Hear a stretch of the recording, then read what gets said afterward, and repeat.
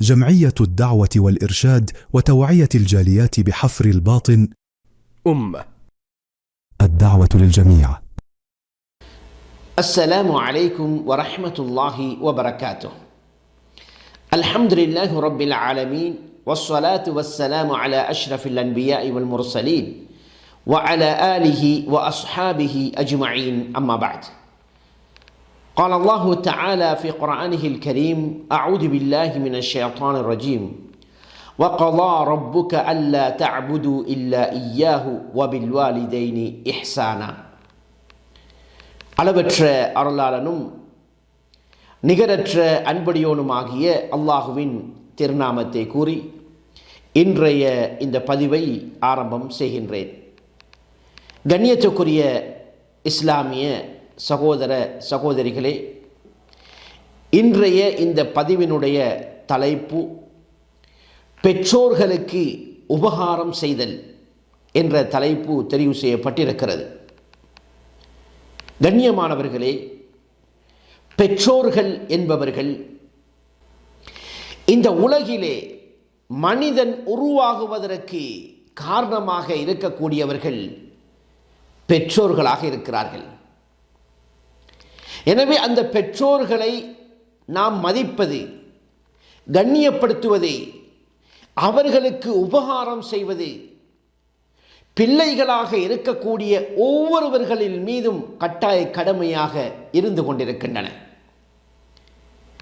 அல்லாஹு தஆலா அல் குர்ஆனிலே பல்வேறு இடங்களில் பெற்றோர்களுக்கு உபகாரம் செய்ய வேண்டும் என்பதாக அல்லாஹ் பல இடங்களிலே குறிப்பிடுவதை நாங்கள் பார்க்கலாம். இந்த அடிப்படையில் சூரத்துல் இஸ்ரா 23வது வசனத்திலே அல்லாஹு தஆலா குறிப்பிடுகின்ற போது, வகலா ரப்புக அல்லா தஅபுது இல்லா இய்யா வபில் வாலிதைனி இஹ்சானா. வகலா ரப்புக, உங்களுடைய ரப்பு தீர்ப்பு செய்து விட்டான். எவ்வாறு? அல்லா தஅபுது இல்லா இய்யா, அவனை அன்றி வேறு யாரையும் வணங்கக்கூடாது என்று அல்லாஹு தஆலா தீர்ப்பு செய்து விட்டான். கண்ணியமான சகோதரிகளே, அடுத்ததாக என்ன சொல்லுகிறான்? வபில் வாலிதைனி இஹ்சானா, பெற்றோர்களுடன் நல்ல முறையிலே நடந்து கொள்ளுங்கள், பெற்றோர்களுக்கு உபகாரம் செய்யுங்கள் என்றும் அல்லாஹு தஆலா தீர்ப்பு செய்து விட்டான். கண்ணியமான சகோதரிகளே, பாருங்கள், இந்த குர்ஆனுடைய இந்த வசனத்திலே அல்லாஹ் அவனை மாத்திரம் வணங்க வேண்டும் என்று கட்டளையிடுகிறான். வேறு யாரையும் வணங்கக்கூடாது. அவ்வாறு வணங்குவீர்களாக இருந்தால் செல்லக்கூடிய இடம் நரகமாக இருக்கிறது. அல்லாஹ் பாதுகாக்க வேண்டும். அல்லாஹ் அல்லாதவற்றை யார் வணங்குகிறார்களோ அவர்கள் செல்லக்கூடிய இடம் நரகம் என்பதனை அல் குர்ஆன் நமக்கு தெளிவாக சொல்லுகிறது. அதே போன்று யார் பெற்றோர்களுக்கு உபகாரம் செய்யாமல், அவர்களுடைய கடமைகளை நிறைவேற்றாமல் அவர்களுக்கு அநியாயம் செய்வார்களாக இருந்தால் நிச்சயமாக அந்த மகன், அந்த பிள்ளைகள் சுவர்க்கம் செல்ல முடியாது. எனவே இது அல்லாஹுடைய தீர்ப்பாக இருக்கிறது. அல்லாஹுவை மாத்திரம் வணங்க வேண்டும், பெற்றோர்களுக்கு உபகாரம் செய்ய வேண்டும் என்று அல்லாஹு தஆலா தீர்ப்பு செய்து விட்டான். அது மாத்திரமல்ல, இன்னும் ஏராளமான குர்ஆனுடைய வசனங்களை பாருங்கள்.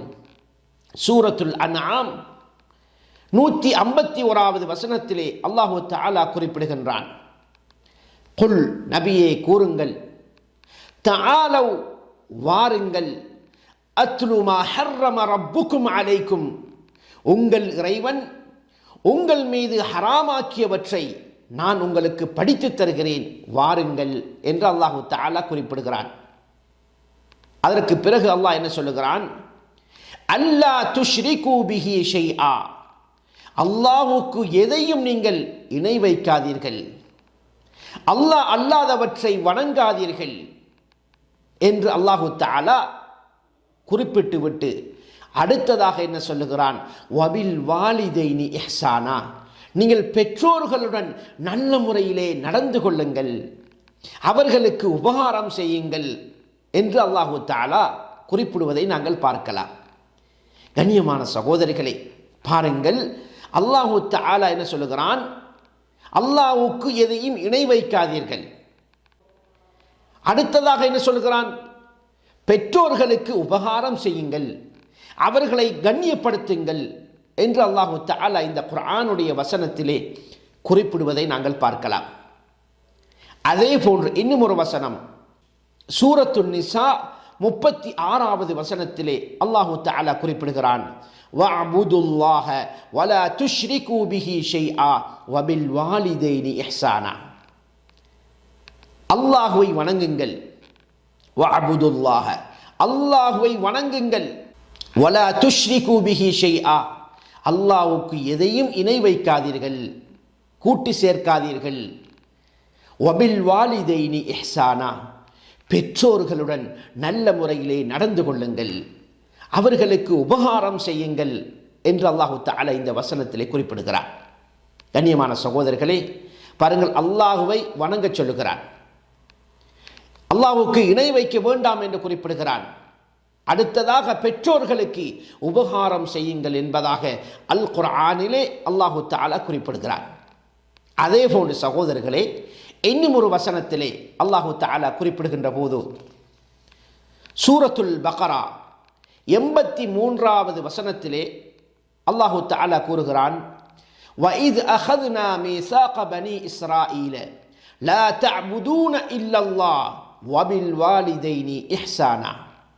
இஸ்ராயீல் மக்களிடத்திலே உறுதிமொழியை நாங்கள் வாங்கினோம். என்ன உறுதிமொழி?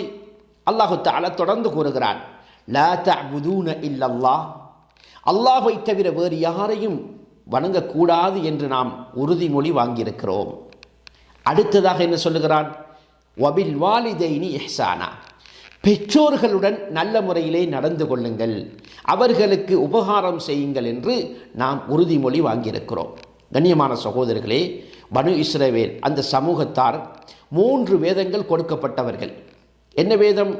தௌராத் வேதம், இஞ்சில் வேதம், அதே போன்று ஜபூர் வேதம் கொடுக்கப்பட்டவர்கள் தான் அந்த பனு இஸ்ரவேலர்கள். கண்ணியமான சகோதரர்களே, எனவே இந்த மேற்கூறப்பட்ட இந்த 4 குர்ஆனுடைய வசனங்களிலும் அல்லாஹு தஆலா என்ன சொல்லுகிறான் பாருங்கள், பெற்றோர்களுக்கு உபகாரம் செய்ய வேண்டும் என்பதாக குறிப்பிடுகிறான். அதிலும் ஒரு விசேஷமான ஒரு விடயம் என்னவென்றால், அல்லாஹுவை பற்றி கூறிய பிறகு அடுத்ததாக அல்லாஹு தஆலா பெற்றோர்களை இங்கே குறிப்பிடுகிறான். எனவே பெற்றோர்களுடைய பெருமதியை நாம் ஒவ்வொருவர்களும் விளங்க வேண்டும். அவர்களுக்கு நாங்கள் உபகாரம் செய்து சுவர்க்கத்தை பெற்றுக்கொள்ள வேண்டும். அதுதான் நமது நோக்கமாக இருக்கிறது. எனவே நாம் இந்த பெற்றோர்களுடைய விடயத்திலே அதிகம் கவனம் செலுத்த வேண்டும். பிள்ளைகளாக இருக்கக்கூடியவர்கள் பெற்றோர்களை நல்ல முறையிலே கவனிக்க வேண்டும், அவர்களுக்கு பணிவிடை செய்ய வேண்டும், அவர்களை சங்கைப்படுத்த வேண்டும். இவ்வாறு நாம் அவர்களுக்குரிய கடமைகளை நிறைவேற்றுவோமாக இருந்தால் நிச்சயமாக அல்லாஹு தஆலா எமக்கு சுவர்க்கத்தை தருவான்.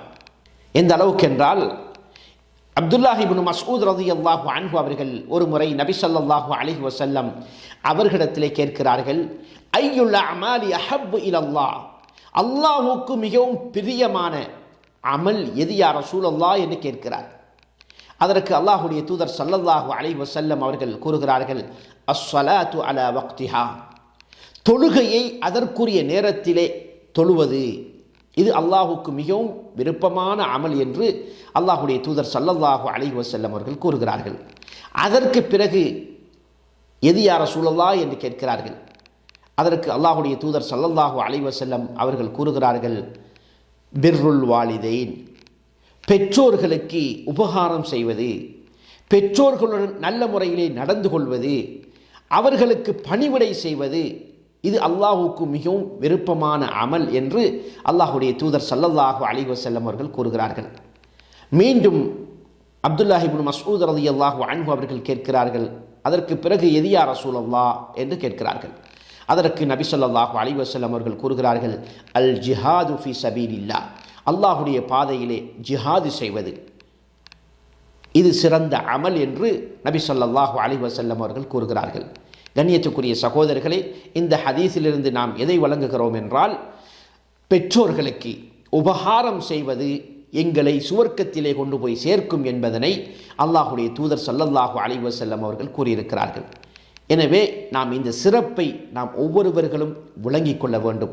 இதனுடைய சிறப்பை நாங்கள் விளங்கிக் கொள்வோமாக இருந்தால் நிச்சயமாக பெற்றோர்களை கவனிக்கின்ற விடயத்திலே நாம் ஆசை கொள்வோம், அவர்களுடன் அன்பாக நடந்து கொள்வோம், அவர்களிடத்திலே சென்று நல்ல முறையிலே சந்தோஷமாக அவர்களோடு உரையாடக்கூடிய வாய்ப்பும் எங்களுக்கு கிடைக்கும்.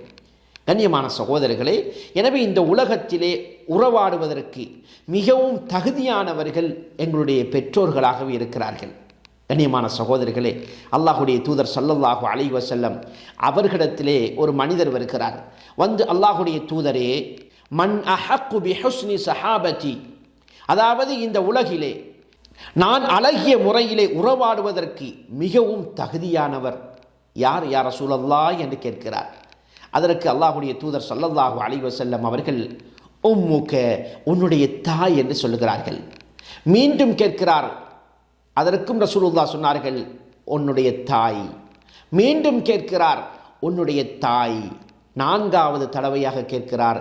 அதற்கு அல்லாஹுடைய தூதர் ஸல்லல்லாஹு அலைஹி வஸல்லம் அவர்கள் உன்னுடைய தந்தை என்று சொல்லுகிறார்கள். கண்ணியத்துக்குரிய சகோதரர்களே, இந்த உலகிலே உறவாடுவதற்கு தகுதியானவள் எங்களுடைய தாய் என்பதனை இந்த ஹதீஸ் எங்களுக்கு உணர்த்துகின்றன. எனவே எங்களுடைய பெற்றோர்களுடன் நாம் நல்ல முறையிலே நடந்து கொள்ள வேண்டும், அவர்களுக்காக நாம் செலவு செய்ய வேண்டும், அவர்களுடைய தேவைகளை நாம் நிறைவேற்ற வேண்டும், அவர்களிடத்திலே சென்று அவர்களிடத்திலே என்ன தேவை என்பதாக கேட்டு விசாரித்து அவர்களுடைய தேவையை நாம் நல்ல முறையிலே நிறைவேற்றக்கூடியவர்களாக இருக்க வேண்டும். கண்ணியமான சகோதரர்களே, அது மாத்திரமல்ல, பெற்றோர்களுக்கு பணிவிடை செய்வது என்பது அதுவும் ஒரு ஜிஹாத் என்பதாக அல்லாஹுடைய தூதர் ஸல்லல்லாஹு அலைஹி வஸல்லம் அவர்கள் கூறியிருக்கிறார்கள். ஒரு முறை ஒரு மனிதர் ரசூலுல்லாஹி ஸல்லல்லாஹு அலைஹி வஸல்லம் அவரிடத்திலே வந்து ஃபஸ்தஅதனஹு ஃபில் ஜிஹாத், ஜிஹாத் செய்வதற்கு அனுமதி கேட்கிறார். அதற்கு அல்லாஹுடைய தூதர் ஸல்லல்லாஹு அலைஹி வஸல்லம் அவர்கள் கேட்கிறார்கள், அஹய்யுன் வாலிதாக், உன்னுடைய பெற்றோர்கள் உயிரோடு இருக்கிறார்களா என்று கேட்கிறார். அதற்கு அந்த மனிதர் நஅம் யா ரசூலல்லாஹ், ஆம் என்று சொல்லுகிறார். அப்போ ரசூலுல்லாஹி ஸல்லல்லாஹு அலைஹி வஸல்லம் அவர்கள் கூறுகிறார்கள், ஃபஃபீஹிமா ஃபஜாஹித், அதாவது அப்படியானால் நீங்கள் அவர்களை கவனித்துக் கொள்ளும் விதமாக ஜிஹாதில் ஈடுபடுங்கள் என்று அல்லாஹுடைய தூதர் ஸல்லல்லாஹு அலைஹி வஸல்லம் அவர்கள் கூறினார்கள். எனவே கண்ணியமான சகோதரர்களே, பெற்றோர்களுக்கு பணிவிடை செய்வதும் அதுவும் ஒரு ஜிஹாத் என்பதாக அல்லாஹுடைய தூதர் ஸல்லல்லாஹு அலைஹி வஸல்லம் அவர்கள் கூறியதை நாங்கள் இந்த ஹதீஸின் மூலமாக அறிய கிடைக்கின்றது. எனவே சகோதரர்களே, பெற்றோர்களுடைய பொருத்தம் தேவை, பெற்றோர்களுடைய பொருத்தம் தேவை. அவர்கள் எங்களை பொருந்தி கொண்டால் நிச்சயமாக அல்லாஹு தஆலா எம்மை பொருந்தி கொள்வான். அந்த பெற்றோர்கள் எம்மை வெறுத்து விடுவார்களாக இருந்தால் நிச்சயமாக அல்லாஹும் எம்மை வெறுத்து விடுவார். எனவே அந்த பெற்றோர்களுடைய அன்பை நாங்கள் பெற்றுக்கொள்ள வேண்டும், அவர்களுடைய சந்தோஷத்தை பெற்றுக்கொள்ள வேண்டும், அவர்கள் எங்களை விரும்பக்கூடியவர்களாக மாற வேண்டும். இவ்வாறு அவர்கள் எங்களை நேசிப்பார்களாக இருந்தால் நிச்சயமாக அல்லாஹும் எம்மை நேசிப்பான்.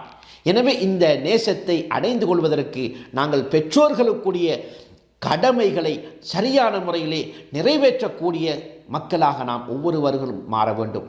கண்ணியமான சகோதரர்களே, அது மாத்திரமல்ல, இந்த உலகிலே யாருடைய பெற்றோர்கள் மரணித்திருக்கிறார்களோ அந்த பெற்றோர்களுக்காக வேண்டி அந்த பிள்ளைகள் அல்லாஹ்விடத்திலே பிரார்த்தனை செய்யக்கூடிய பிள்ளைகளாக மாற வேண்டும்.